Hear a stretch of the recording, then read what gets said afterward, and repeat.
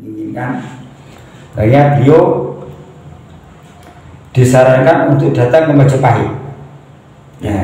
Untuk Prabu Brawijaya Prabu Brawijaya ya, dan bertemu dengan bibinya.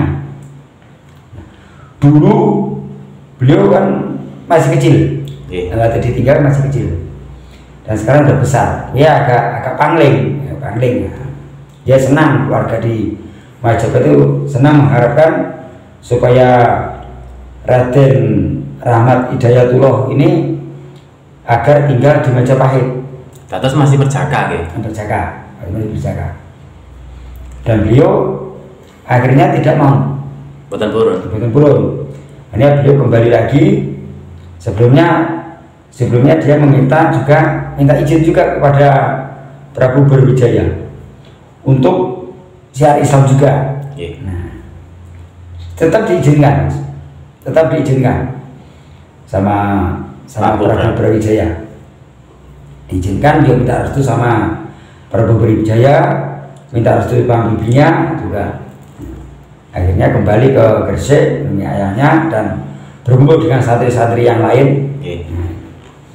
Hanya sedikit-sedikit beliau mendekatkan diri kepada masyarakat, diperkenalkan kepada masyarakat. Akhirnya lambat laun terbiasa dengan bahasa, dengan kebudayaan di Jawa ini. Pertama kan juga heran, Mas. Agak heran juga. Karena kok seperti ini. Akhirnya beliau juga ikut syiar Islam, mengikuti jejak ayahnya. Beliau tinggal di Surabaya. Nah, diberi tanah juga di daerah Surabaya. Terus kali Prabu Brawijaya disukani tanah malih. Disukani tanah di daerah Surabaya. Namanya Ampel Dento. Ampel Dento. Ini kan masih keluarga kerajaan. Keponakan maksudnya. Keponakan. Di Ampel Dento. Tapi beliau ini selama syiar atau menyebarkan Islam tidak pernah atau jarang tinggal di Ampel.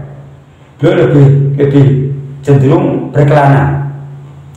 Berkelana dari tempat yang lain, terutama di daerah Jawa Tengah, di daerah seperti Demak, seperti daerah Pati, Kudus, tetap dia keliling mengembara. Dan juga dia di Jawa ini menyebarkan Islamnya, beliau ini dengan metode lain dari yang lain. Boten sami kali bapake kan. Boten sami, unik juga.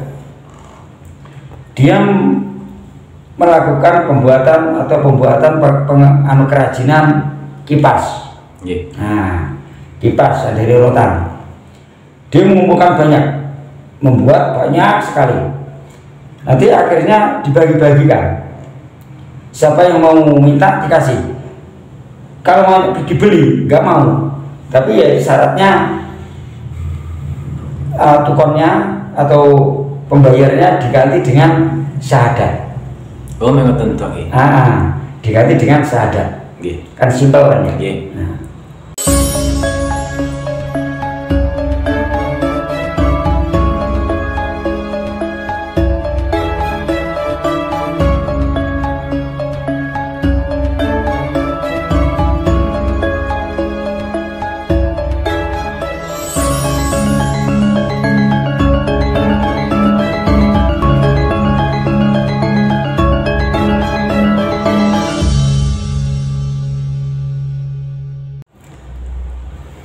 Assalamualaikum warahmatullahi wabarakatuh, Pak Imam. Waalaikumsalam warahmatullahi wabarakatuh. Panggil malih kali Sekar Media nggih. Nggih. Dan ulan-ulan poso niki. Nggih. Niki mbahas Sunan Ampel, Imam. Secara Sunan Ampel iki napa? Nggih. Jadi Sunan Ampel nggih. Bismillahirrahmanirrahim. Assalamualaikum warahmatullahi wabarakatuh. Waalaikumsalam warahmatullahi wabarakatuh. Bismillahirrahmanirrahim. Alhamdulillahirabbil alamin. Wa bihi nasta'inu wa ala umuri dunya wa din la haula wa la quwata illa billahil aliyil azim, amma ba'du. Rabbi shrah li sadri wa yassir li amri wahlul 'uqdatam min lisani yafqahu qawli. Bismillah, alhamdulillah wa syukurillah, la haula wa la quwata illa billahil aliyil azim. saya ucapkan selamat menjalankan ibadah puasa kepada seluruh dulur-dulur yang menjalankan ibadah puasa, dan jangan lupa like dan subscribe-nya pada Sekar Media. Matur nuwun.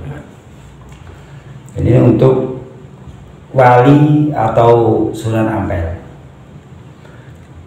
Dan Sunan Ampel sendiri juga masih dari putra dari Syekh Maulana Malik Ibrahim atau Syekh Maulana Maghribi. Dan Sunan Ampel sendiri punya nama yaitu Syekh Rahmat Hidayatullah. Raden Rahmat Hidayatullah, namanya Sunan Ampel. Dan beliau lahir pada tahun 1401. Nah, 1401. Dan beliau ini juga besar di Campang, dasarnya di Campang. Dan sejak dewasa beliau mengerti bahwa ayahnya ada di Jawa, ada di Jawa, dan keluarga-keluarganya juga ada di Jawa, Mas. Seperti bibinya yang dinikahi sama Prabu Brawijaya. Oh, ya. Jadi Prabu Brawijaya ini masih pamannya Sunan Ampel. Terus Sunan Ampel termasuk putra dari kerajaan nih. Dari kerajaan. Putra raja atau putri kedua dari Raja Campang. Dan kemudian beliau datang ke Gresik dulu menemui ayahnya. Datang ke Jawa, datang ke Gresik menemui ayahnya dulu, minta restu dan menetap dulu di Gresik. Begitu dulu minta pendapat sama ayahnya. Mana caranya untuk syiar Islam juga. Beliau juga enggak mengharapkan ingin jadi penguasa. Inginkan. Akhirnya beliau disarankan untuk datang ke Majapahit. Untuk Prabu Brawijaya dan bertemu dengan bibinya. Dulu beliau kan masih kecil, tadi tinggal masih kecil, dan sekarang udah besar. Ya agak pangling. Dia senang keluarga di Majapahit itu senang mengharapkan supaya Raden Rahmat Hidayatullah ini agar tinggal di Majapahit. Terus masih berjaga, berjaga. Dan beliau akhirnya tidak mau. Boten purun. Hanya beliau kembali lagi.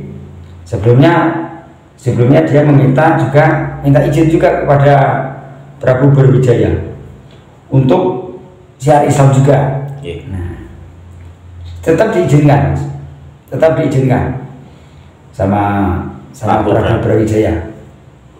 Diizinkan, dia minta restu sama Prabu Brawijaya, minta restu sama bibinya juga. Akhirnya kembali ke Gresik menemui ayahnya dan berkumpul dengan santri-santri yang lain. Hanya sedikit-sedikit beliau mendekatkan diri kepada masyarakat, diperkenalkan kepada masyarakat. Akhirnya lambat laun terbiasa dengan bahasa, dengan kebudayaan di Jawa ini. Pertama kan juga heran, Mas. Agak heran juga karena kok seperti ini. Akhirnya beliau juga ikut syiar Islam, mengikuti jejak ayahnya. Beliau tinggal di Surabaya. Nah, diberi tanah juga di daerah Surabaya. Terus kali Prabu Brawijaya disukai tanah malih. Disukai tanah di daerah Surabaya. Namanya Ampel Dento. Ampel Dento. Mungkin kan masih keluarga kerajaan. Keponakan. Dia Ampel Dento. Tapi beliau ini selama syiar atau menyebarkan Islam tidak pernah atau jarang tinggal di Ampel. Beliau lebih cenderung berkelana. berkelana dari tempat lain ke tempat yang lain, terutama di daerah Jawa Tengah, di daerah seperti Demak, seperti daerah Pati, Kudus, tetap dia keliling mengembara. Dan juga dia di Jawa ini menyebarkan Islamnya, beliau ini dengan metode lain dari yang lain. Mboten sami kali bapake kan. Mboten sami, unik juga. Dia melakukan pembuatan kerajinan kipas. Nah, kipas dari rotan. Dia mengumpulkan banyak, membuat banyak sekali. Nanti akhirnya dibagi-bagikan. Siapa yang mau minta dikasih. Kalau mau dibeli nggak mau. Tapi ya syaratnya tukonnya atau pembayarnya diganti dengan syahadat. Oh, memang tentu. Diganti dengan syahadat. Kan simpel kan ya. Nah, siapapun yang minta boleh, tapi syaratnya ditukar dengan syahadat. Kalimat syahadat. Itu kalimat syahadat. Tapi akhirnya banyak juga yang berminat. Setiap yang mau, yang kebanyakan yang perempuan, Mas. Perempuan. Nah, untuk bagi yang laki-laki nanti ada bagiannya lain. Akhirnya perempuan dulu ikut pengajian, ya membuat langgar kecil-kecilan. Tapi langgar ini bukan langgar permanen, Mas. Langgar seperti pondok. Pondok-pondokan, gubuk gitu. Kan berpindah-pindah. Membuat surau kayak gitu. Ini yang datang ini kebanyakan perempuan waktu itu, perempuan. Dan akhirnya ada kaum para laki-laki juga, kaum pria ini ada juga yang ikut Islam juga, tapi dengan cara bercocok tanam, bertani. Jadi Sunan Ampel ini juga bercocok tanam, juga bertani juga. Nah, jadi enggak kayak yang di film, kan cuma jalan, menyebarkan Islam, jalan. Nah, kan enggak di ekspos suatu pas atau kerja, makan gitu kan enggak. Waktu dipraktekkan. Kan beliau ini juga membutuhkan makan juga, manusia juga. Kayak itu. Beliau bercocok tanam di sawah, di kebun gitu. Dan para masyarakat ini heran juga melihat Sunan Ampel ini cara bertanamnya. Dia mau bertanam berdoa. Berdoa. Ada yang tanya, Mbah Kiai, nih dalam sampai niku teng nopo? Ki Pakde, dungo, beni tandurane ben subur. Nah, subur, engko panenan yo apik. Nah, pripun Pak Kiai? Yo diajari. Setiap mau bekerja membaca Bismillahirrahmanirrahim. Gitu. Jadi kan kadang ada yang salah terima. Masyarakat ini tadi saya katakan orang tua. Orang zaman dulu kan ya gitulah. Kan jarang yang sekolah, Mas. Jarang sekolah. Zaman samonten memang kita dengan sekolah. Kecuali kan orang-orang bangsawan sekolah. Jadi membaca Bismillah, belajar bisa baca Bismillah, walaupun Bismillah tadi dengan kata lain itu kayak basmalah kayaknya, basmalah. Gitu. Semilah. Ini nggak apa-apa. Berarti itu disahkan aja sama. Kalau Sunan Ampel. Wis ora apa-apa. Semilah, wis ora apa-apa. Pokoknya enten niate. Jadi nggak dipersulit di waktu itu. Nggak mempersulit cara penyampaian. Cara masyarakat beribadah nggak ada kesulitannya sama sekali. Justru diberi kemudahan. Misalnya ada seorang masyarakat yang mau sholat, tapi tanya, saya ini gimana Kiai? Mau sholat atau mau sembahyang, tapi nggak bisa cara wudhunya. Nah, jawabnya Sunan Ampel kan gampang. lek ora iso wudu iso. Nah, ora wudu iso. Lho, iso tok. Nggih, iso tok. Monggo iso tok. Monggo tempat dasan iso. Sing disuwi yo tangane, sikile, kupinge disuwi. Lama kelamaan kan bisa jadi rukunnya wudu. Jadi kadang kalau nggak wudu orang iso bacaane dosa. Kadang nih orang ini maca apa? Ora maca. Ya, ora maca. Ya ora maca dosa no, salat ora maca. Lah ora iso dosa we, ora sah. Ora sah matane kuwi. Wong ora ngerti kok tambah rasa. Ora sah. Ya toh sah dan orane kan, sah dan orane kan sing nilai kan Gusti Allah ya. Duduk raimu ya. Ora raimu. Ya anu yo. Ada sing muni ora sah gawane bangkian sambok rene lho nyo raimu kok piro. Wamplene pipine. Liwat itu enggak ada mempersulit, enggak ada. Jadi diberikan kemudahan karena Islam ini kan agama yang rahmatil alamin. Karena beliau ini termasuk para wali menginginkan semua bisa masuk Islam dan semua masuk surga bersama-sama kan gitu. Nah. Dan akhirnya banyak juga yang mengikuti cara beliau karena beliau ini cuma yaitu caranya siar agama dengan membagi-bagikan kipas dan bercocok tanam tadi itu. Enten sing anu malih terus kipas ini mboten kipas sembarangan ya. Kipas itu juga sebetulnya ada kekuatannya juga. Jadi setiap orang memandang tok aja sudah tergiur, kan sudah tergiur. Karena bukan kipas-kipas yang biasa kita lihat di pasar itu. Kipas-kipasnya kipas yang bikin aja wali, yang bikin aja wali. Bisa tambah obat dong. Bisa bikin obat juga. Badan sakit semua dikipasi sembuh. Gitu. Dan sama kekuatan atau karomahnya para wali ini juga sama juga.